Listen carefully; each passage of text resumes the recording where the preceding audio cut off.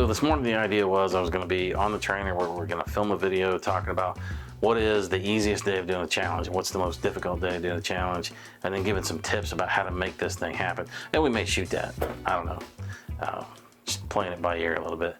But the longer the day went, the more I started thinking about what we're doing. And I've been researching the plan that we've had. It kind of got me thinking, this past year we had one race that we were focusing on. Josh and I's big race for the year, that was the main thing we were going to get done, is we were going to go ride Watermoo, a part of the Michigan Gravel Race Series. Now, if you are someone who follows what we do, you might have noticed that there was not a video came out about Watermoo. That's because it was a mess. I showed up and had forgotten my shoes in our Airbnb, and so Nikki runs home, picks up my shoes. I start 10 minutes late, do the best that I can. And I'm like, okay, I'm going to push. I was figuring I could go hard for about 60 miles. I had an injury. I thought, well, I'll do the best that I can, see if I can't join Josh, give him some support, and see how far he can go. I get about 20 miles in, and I deleted the route. Just absolutely deleted it.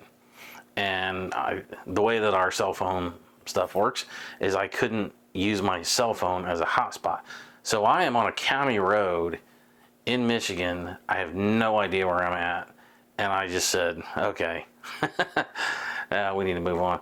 So I use my Google phone map thing and find a park and tell Nikki, meet me here, let's just call it a day. And then we went and ate 100 pizza rolls, just healthy choices. That's all that it was about. And now this is where we cut to Andy passed out on the couch with an empty bottle of bourbon.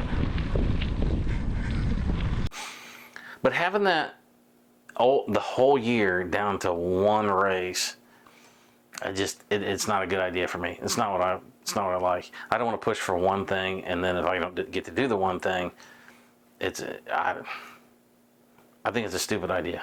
It's a stupid idea for me, because you can look at I can go back and look at Strava and go, hey, I trained really well, and then I struggled to ride the bike, which means I'm struggling to be healthy, which there's unhealthy consequences, because I had one thing that I was trying to do. So called Josh, and we got Greg on the phone, and so here's my idea. Let's have this be the year of the epic ride for us at STS. And just like the STS 180, which is you need to do what works for you. Number one rule, do what works for you. What do you need to be healthy? What do you want to do? It's going to be the epic ride for us. So we've got, we're going to put this out very shortly, because we're going to do a trainer ride. It's going to be a little contest between us and whoever wants to join in. And thinking about doing something kind of like I saw on GCN, is like, the last man standing, where we'll set up rules and we start going, and who can ride the longest. We had to figure it out, because we just kind of came up with this today. And then maybe do a hill climb challenge on Ruby or whatever in February. And then as you get to March, we have a chance to go outside. A chance, not a guarantee. We've had marches where you can go out and play golf when it's 75 degrees, and we've had marches with 2 feet of snow, and that you never know. And we're in Indiana, up there. I think they can guarantee snow up there. But what we're looking at doing is 12 epic rides to keep this thing going, because it's about what I want to do. It's about what you want to do.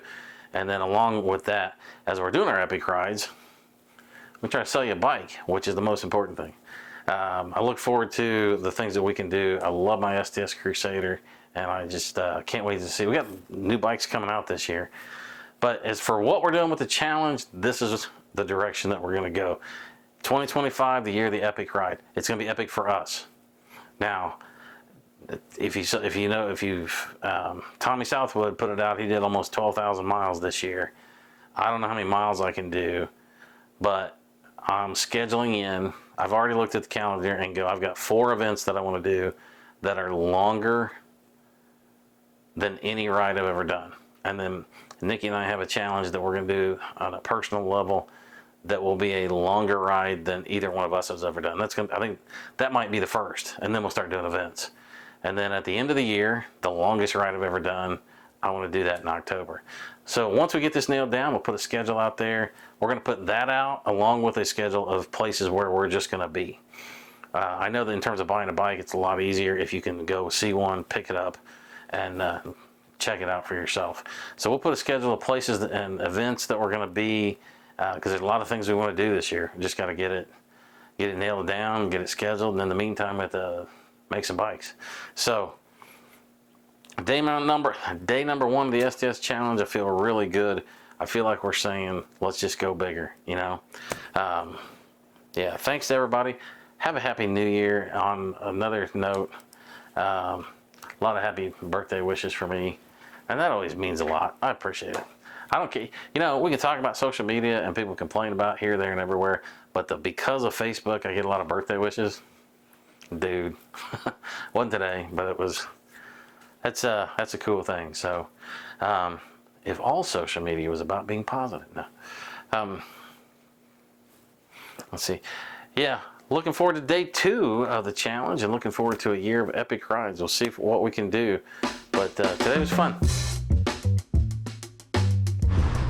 You know, there's no better morale booster on a bike ride than when your buddies pass you in a car and say they're all done riding and they're heading to the liquor store and to get food.